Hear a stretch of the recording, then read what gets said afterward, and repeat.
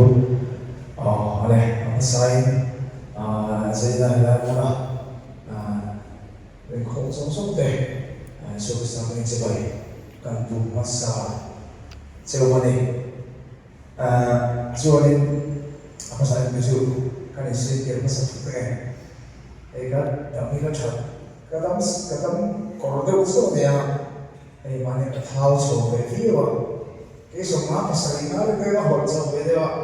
kan kamu boleh katakan jadi efekah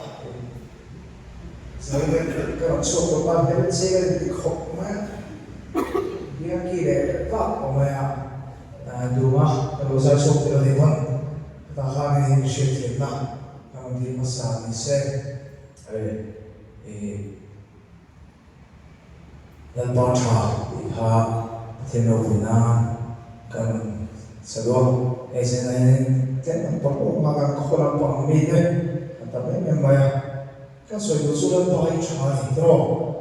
kema pohiman sudah lah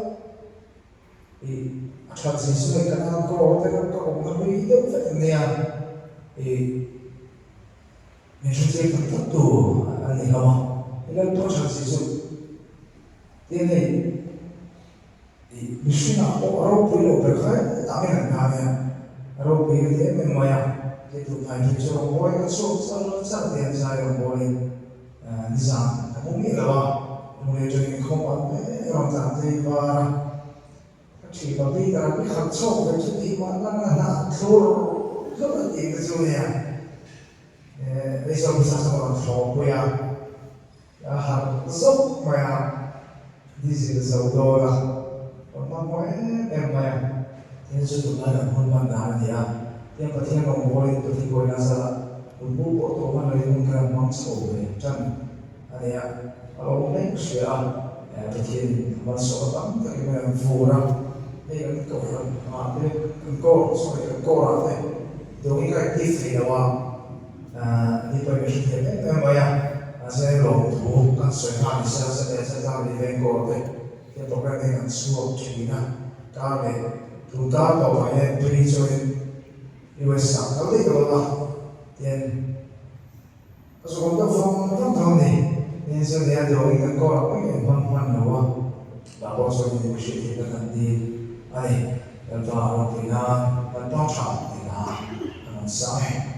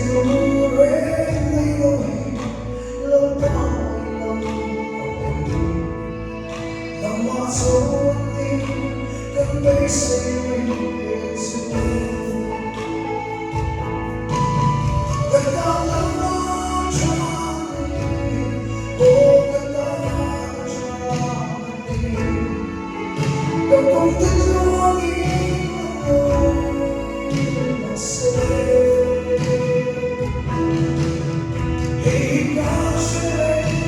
in culture, mai tu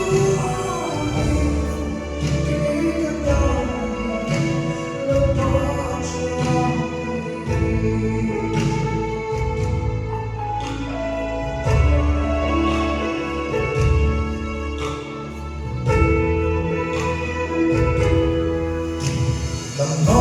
Trong tu te sapendo assim sapendo que não diga e senza e volo hey que tu ve e que sussurro que são da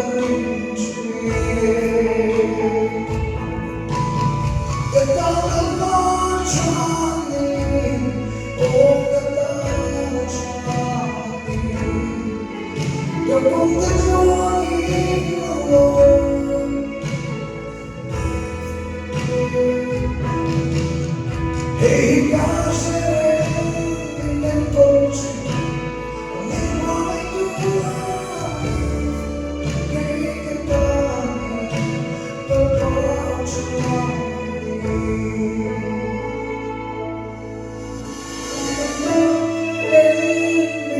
culture,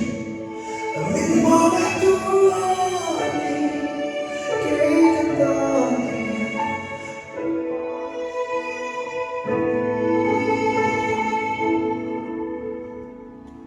lo oleh Bapak Berose.